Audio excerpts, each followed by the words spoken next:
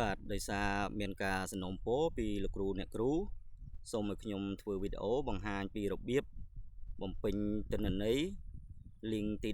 12សាលារៀនធ្វើស្វ័យវេតម្លៃស្តង់ដារសាលាគំរូឆ្នាំ2026បាទអញ្ចឹងសូមលោកគ្រូអ្នកគ្រូចុចបើកទៅលើ link កិច្ចការហ្នឹង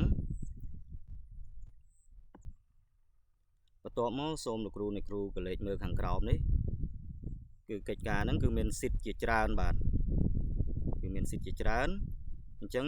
ខ្ញុំសូមបង្ហាញសិទ្ធិទំព័រដើមមុននៅក្នុងសិទ្ធិទំព័រដើមនេះជំហានដំបូងសូមលោកគ្រូអ្នកគ្រូធ្វើការ copy link Telegram មួយនេះផ្ញើទៅកាន់លោកនាយកឬក៏លោកស្រីនាយិកាដើម្បីឲ្យគាត់បានចូលរួមនៅក្នុងក្រុម Telegram របស់ក្រុមការងារគម្រោងបាទបន្ទាប់មកទៀតសូមលោកគ្រូអ្នកគ្រូពិនិត្យមើលទៅលើទិន្នន័យទាំងអស់ដែលមាននៅក្នុងទំព័រដើមហ្នឹងហើយទិន្នន័យទាំងអស់ហ្នឹងគឺជាទិន្នន័យដែលលោកគ្រូអ្នកគ្រូបានបំពេញកាលពីឆ្នាំ2025អញ្ចឹងបើលោកគ្រូអ្នកគ្រូពិនិត្យមើលទៅឃើញថាទិន្នន័យទាំងអស់ហ្នឹងមានការខ្វះខាតឬក៏លោកគ្រូអ្នកគ្រូមានការកែប្រែបាទសូមគ្រូអ្នកគ្រូធ្វើការបំពេញនិងកែប្រែឲ្យបានត្រឹមត្រូវបាទអញ្ចឹងខ្ញុំសូមឧទាហរណ៍ដូចជាឈ្មោះខ្ញុំនេះកាលមុនខ្ញុំកន្លែងគុណវុឌ្ឍនេះខ្ញុំដាក់ថាមិនមែនតែមកដល់ឆ្នាំនេះគឺខ្ញុំបានរៀនចប់ហើយទទួលបានសញ្ញាបត្រហើយអញ្ចឹងខ្ញុំសូមជ្រើសរើសបាទគុណវុឌ្ឍ BA LUP បាទអញ្ចឹងបន្ទាប់មកទៀតអ្វីដែលលោកគ្រូអ្នកគ្រូត្រូវបំពេញនោះគឺនៅជួរឆ្នាំសិក្សា2025-2026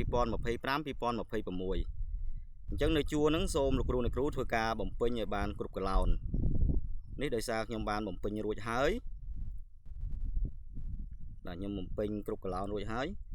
ចំពោះថ្ងៃខែវេតម្លៃនេះលោកគ្រូអ្នកគ្រូអាចដាក់ថ្ងៃខែវេតម្លៃឲ្យហើយក៏បានឬក៏រងចាំថ្ងៃខែដែលលោកគ្រូអ្នកគ្រូស្វ័យវេតម្លៃជាក់ស្ដែងចាំដាក់ក៏បានតែសម្រាប់ខ្ញុំដាក់ថ្ងៃខែវេតម្លៃឲ្យហើយនៅពេលដែលខ្ញុំធ្វើការវេតម្លៃជាក់ស្ដែងខ្ញុំនឹងដូរថ្ងៃខែនេះ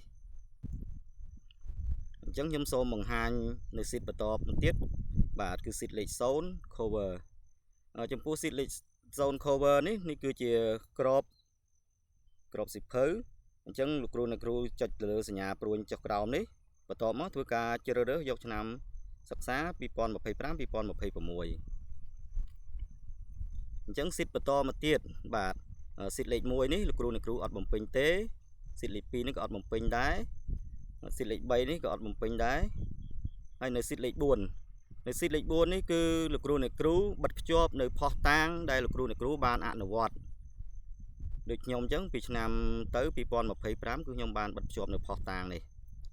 អញ្ចឹងសម្រាប់ឆ្នាំ2026នេះគឺខ្ញុំអត់ទាន់បានបិទភ្ជាប់នៅផុសតាងទេរងចាំយើងធ្វើការស្វ័យវេតម្លៃនៅចុងឆ្នាំអញ្ចឹងបិទភ្ជាប់នៅផុសតាងនេះខ្ញុំសូមមិនបង្ហាញជូនលោកគ្រូអ្នកគ្រូទេចាំដល់ចុងឆ្នាំពេលដែលយើងធ្វើស្វ័យវេតម្លៃហើយខ្ញុំនឹងបង្ហាញជូនលោកគ្រូអ្នកគ្រូពីរបៀបបិទភ្ជាប់នៅផុសតាងបន្តទៀតបាទអញ្ចឹងអ្វីដែលចាំបាច់លោកគ្រូអ្នកគ្រូត្រូវបំពេញនោះគឺបន្ទុកឆ្នាំ2026អញ្ចឹងសូមលោកគ្រូអ្នកគ្រូចុចកន្លែងបន្ទុកឆ្នាំ2026បាទបន្ទាប់មកលោកគ្រូអ្នកគ្រូនឹងឃើញបាទនៅក្នុងផ្ទាំងស៊ីតឆ្នាំ2026នេះគឺមានចាក់ពណ៌ផ្សេងគ្នាបាទគឺមាន3ពណ៌គឺមាន4ជួរនេះគឺពណ៌ផ្សេងពណ៌រាងប្រផេះ4ជួរនេះពណ៌រាងស្វាយហើយ4ជួរខាងក្រោយនេះគឺផ្ទៃពណ៌ខៀវអញ្ចឹងចំពោះកន្លោនដែលមានផ្ទៃពណ៌ប្រផេះដាក់ថាបន្ទុកដើមឆ្នាំជាបន្ទុកចុងឆ្នាំមុនបន្ទុកឆ្នាំ2025អញ្ចឹងកន្លោននេះលោកគ្រូអ្នកគ្រូអត់ចាំបាច់ត្រូវបំពេញទេនេះគឺជាលទ្ធផលនៅឆ្នាំ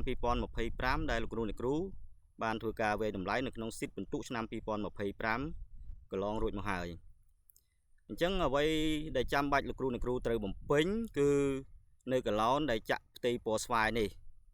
ដែលដាក់ថាបន្ទុកក្រងចុងឆ្នាំឬក៏យើងអាចហៅមួយយ៉ាងទៀតថាជាការបដិញ្ញាចិត្តរបស់សាលារៀន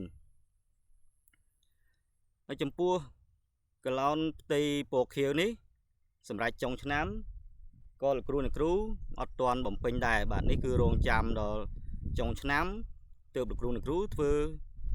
ការបំពេញទៅលើលទ្ធផលជាក់ស្ដែងដែលសាលាទទួលបានអញ្ចឹងខ្ញុំសូមបង្ហាញពីការបំពេញបន្ទុកគ្រោងចុងឆ្នាំអញ្ចឹងការបំពេញបន្ទុកគ្រោងចុងឆ្នាំនេះគឺលោកគ្រូអ្នកគ្រូបំពេញតែពីប្រឡោះទេគឺប្រឡោះទី1និងប្រឡោះទី2នេះបាទឬកន្លងទី1កន្លងទី2នេះអញ្ចឹងសូមលោកគ្រូអ្នកគ្រូបំពេញមកហើយនៅកន្លងទី3ទី4នេះភាគរយហើយនឹងបន្ទុកនេះវានឹងលោតមកដោយស្វ័យប្រវត្តិតាមដែលលោកគ្រូអ្នកគ្រូបានបំពេញពីប្រឡោះនេះអញ្ចឹងសូមលោកគ្រូអ្នកគ្រូបំពេញឲ្យបានអស់នៃសូចនាករទាំង83ហ្នឹងចំពោះសាលាវិទ្យាល័យនិង82ចំពោះសាលាអនុវិទ្យាល័យបាទសូមលោកគ្រូអ្នកគ្រូធ្វើការបដិញ្ញាចិត្តឲ្យបានគ្រប់ទាំងអស់ទាំង5ស្តង់ដារនិង82ឬក៏83សូចនាករហ្នឹងបាទអញ្ចឹងវីដេអូខ្ញុំមានតែប៉ុណ្្នឹងបាទសូមជម្រាបលា